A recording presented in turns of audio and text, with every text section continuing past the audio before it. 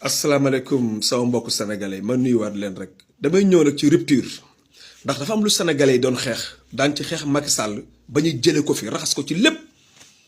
loolu nag mu ngi feeñ te tàmbaleeguñu demaguñ sax mooy jàpp Moustapha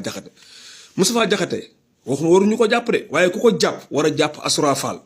ku ko jàpp war a jàpp Cheikh Thioro Mbacké ku ko jàpp war a jàpp docteur Diallo taxaw na fii tooñ askan wépp saaga leen Cheikh Thioro fii la taxaw ne ku àndul ak Sonko sa ndey liggéeyul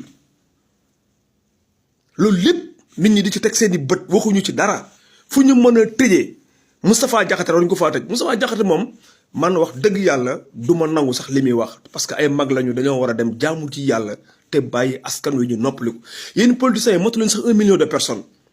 mais réew mi la ma waxoon laay wax rek yéen a ko yàq yéen ak intellectuels yéen politique yi yéen a rey Sénégal ba mu dee yéen a ŋàcc deretu sénégalais di ko naan mais ni ngeen di